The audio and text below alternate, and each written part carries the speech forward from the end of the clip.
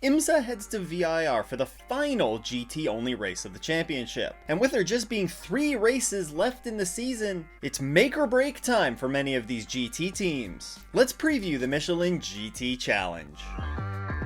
Now before we preview this weekend's race at VIR, there's a couple of lineup notes for the season-ending Motul Petit Le Mans that I wanted to mention. First of all, former F1 champion Jenson Button will be competing for JDC Miller Motorsports at the season-ending Petit Le Mans as their 3rd driver. Recently, Jenson has been competing in select NASCAR races, as well as driving the Garage 56 entry at the 24 Hours of Le Mans, along with Mike Rockenfeller, fellow JDC Miller Motorsports driver. Now, team principal John Church also mentioned that they were hoping to have Jenson in the car for the 6 Hours of the Glen earlier this summer, but was just unable to make it work due to other commitments. The race will mark a return for Jenson to top flight prototype racing for the first time since he competed with SMP Racing in the WEC during the 2018 and 2019 season. Now, Jenson's not going to be the only one that's joining the Petit Le Mans fun, as there have been other additions announced by Porsche Penske Motorsports. The 2023 Indy 500 champion Josef Newgarden will be making his GTP debut in a Porsche 963, the number 7 entry to be exact. Now, Newgarden has expressed plenty of interest in wanting to race in the GTP class, and actually earlier this season at the Rolex 24 was able to compete in the LMP2 category. He's already completed some testing earlier this summer at Road America in the car, and he's sure to be a great addition to that entry. Meanwhile, the number 6 car, joining as the 3rd driver there, will be Laurens Vanthoor. Vanthoor is a current WEC full season driver for Porsche in their 963 over there, and he's sure to be a very welcomed addition for that number 6 entry that sits currently just 98 points back of the championship lead. Heading into this weekend's race at VIR, there are a number of BOP changes to mention. One of the more dominant cars of the past few races, Aston Martin, sees a pretty big BOP hit heading into VIR. The Vantage will see a 12 horsepower decrease versus what it had last time out at Road America. Meanwhile, the Mercedes will have a 0.5mm larger air intake that'll translate to about 7 more horsepower, and Porsche sees a 2mm increase in their air restrictor size, which translates to about 5 additional horsepower. Meanwhile, the Mercedes will be 15 kilograms heavier, and the Porsche will be 10 kilograms heavier. And despite the power reduction, the Aston Martin will be able to carry an additional 4 liters of fuel. VIR is an 18-turn, 3.27 mile or 5.26 kilometer circuit located in Alton, Virginia. The track opened in 1957 with the first SCCA race that was held at the track actually being won by Carroll Shelby. Now, the track struggled slightly in its opening years, but still managed to host multiple Trans Am races, motorcycle races, and in 1971 their first IMSA race. However, unfortunately in 1974, the track was forced to close and was actually converted to farmland. The track sat unused until 1998,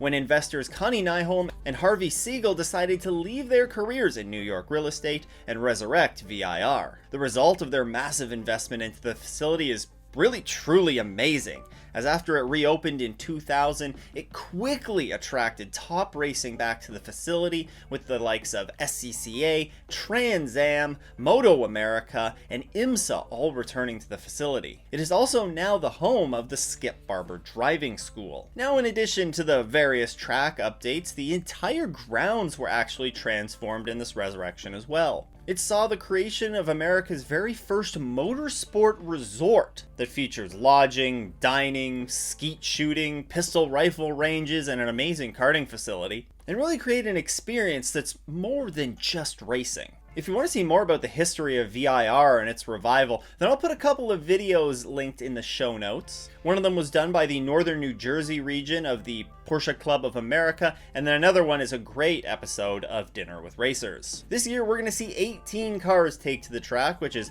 actually the same number of cars that we've seen at the facility for the past 2 seasons, and they're going to be spread across just 2 classes, with GTD Pro featuring 5 entries and GTD featuring 13. 86 laps were turned by the victorious Pfaff Motorsports Porsche of Matt Campbell and Mathieu Jamey in GTD Pro. It was their second victory in a row at the track, dating back to their GTD days. And last year in the GTD class, it was the number 57 Windward Racing Mercedes. Man, oh man, if you want to talk about a team that's had some bad luck and could really use a good run this weekend, Windward Racing is that team, probably.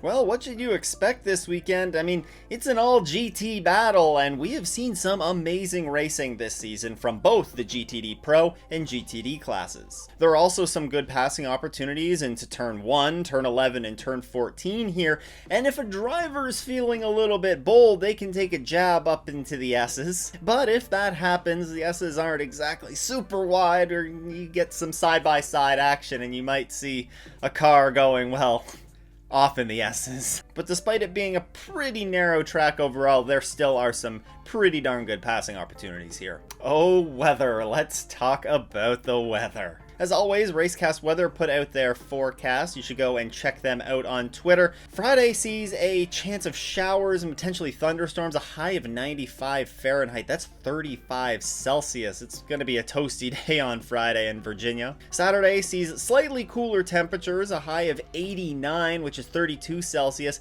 but an increased chance of showers and specifically thunderstorms that could impact running then. However, on Sunday, it's supposed to clear up, cool down a little bit to 82 or 28 degrees Celsius, and be sunny for the day. Well, when it comes to my picks in GTD Pro, Corvette has been pretty strong here the past couple of years. They finished second last year to Pfaff by about 0.8 of a second, so I'm going to roll with them to take the GTD Pro victory. Meanwhile, in GTD, although they've cooled down a little bit lately, they still had a really solid 4th place run at Road America, and that's the number 78 Forte Racing by USRT Lamborghini. I think it's just a matter of time before they get that really good result that they deserve, and I get that feeling that it's coming sooner rather than later, so I'm picking them to have it at VIR. Who's your pick to win, though? Let me know down in the comments. Touching on the point standings, it is the number 14 Vassar Sullivan Lexus that leads in GTD Pro. They have 2,810 points. That is a 169-point gap over the number 3 Corvette Racing entry. And in GTD, it's an even larger gap for the number 1 Paul Miller Racing BMW. They have 2,611 points. That is a 205-point gap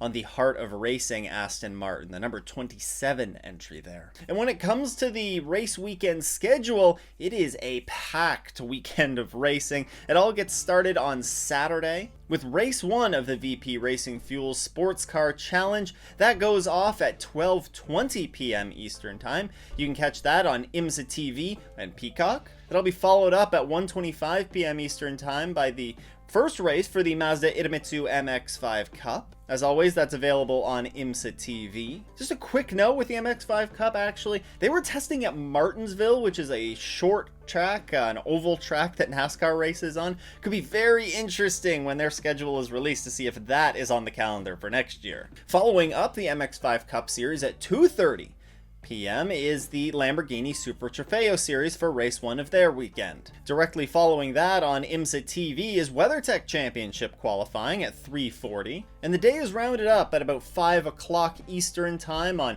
IMSA TV and Peacock with the Michelin Pilot Challenge for their 2-hour race. Carrying on into Sunday, it gets started early at 8:50 p.m. Eastern Time with the VP Racing Fuel Sports Car Challenge, their second and final race of the weekend. That's available on IMSA TV and Peacock. The MX-5 Cup follows them up at 10:20 p.m. Eastern Time on IMSA TV. Lamborghini Super Trofeo goes at 11:25 a.m. Eastern Time, also on IMSA TV. And the day is rounded out at 2 o'clock Eastern Time with the IMSA WeatherTech Sports Car Championship Michelin GT Challenge. You can watch that on IMSA TV and USA Network. There's sure to be some great racing this weekend at VIR, but in addition to that great racing, we're starting to see some silly season news emerge. What drivers are going to be racing for what teams? What teams are going to be racing in what classes? You can keep up to date with all of the 2024 news right here. A huge shout out to all the Patreon supporters. If you too want to support the show,